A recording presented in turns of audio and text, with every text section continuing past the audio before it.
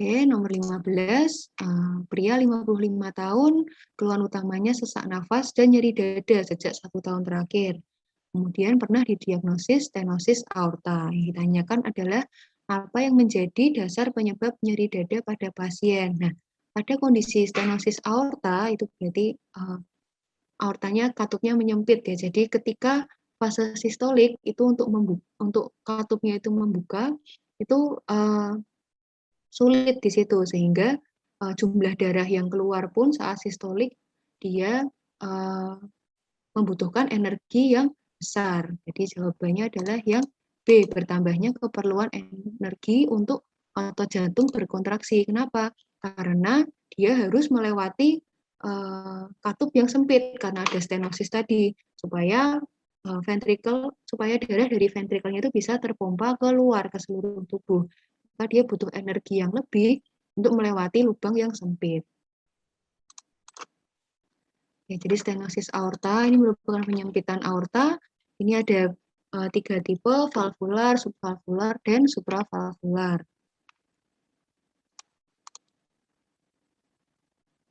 Ya, jadi untuk patogenesisnya pada stenosis aorta ini biasanya disebabkan oleh degeneratif ya atau pada malformasi kongenital.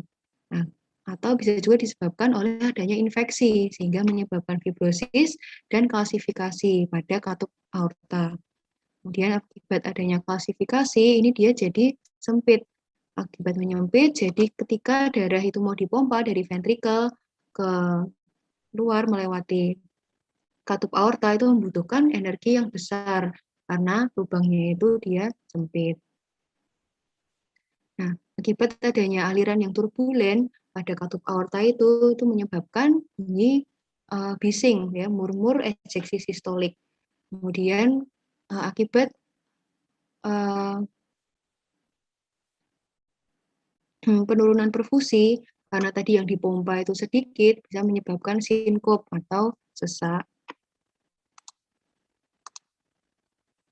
Oke, manifestasi klinisnya sesak, kemudian bisa nyeri dada ya akibat ada peningkatan beban miokard dan ada penurunan aliran darah ke miokard ya karena dia butuh usaha yang lebih untuk memompa darah.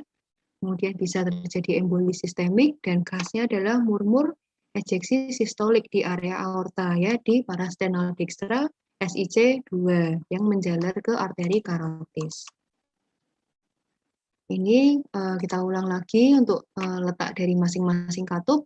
Kalau katup aorta di SIC2 parasternal dextra. Kalau yang katup pulmonal itu di SIC2 parasternal sinistra. Area trikuspid ada di parasternal sinistra di SIC4. Kalau yang area mitral ada di sekitar apex ya di midclav sinistra SIC5. Nah, ini kita ulang lagi untuk yang stenosis aorta, berarti murmurnya ada di fase sistolik. Kemudian kalau regurgitasi aorta, berarti murmurnya ada di fase diastolik. Kemudian kalau mitral, kalau dia regurgitasi mitral, berarti murmurnya ada di fase sistolik. Sedangkan kalau stenosis mitral, murmurnya ada di fase diastolik. Kalau PDA, itu dia murmurnya ada di semua fase. Ini untuk ringkasannya ya, untuk stenosis mitral, regurgitasi mitral, stenosis aorta, dan regurgitasi aorta. Jadi yang paling penting itu adalah letak kita mendengarkan murmurnya itu ada di sebelah mana, itu menentukan posisi katupnya. Nah, setelah itu kita lihat dari fasenya, apakah pada fase sistolik atau diastolik. Nah, untuk pemeriksaan penunjangnya dengan EKG, fotoronsen, kemudian definitifnya berarti dengan ekokardiografi dan kateterisasi jantung.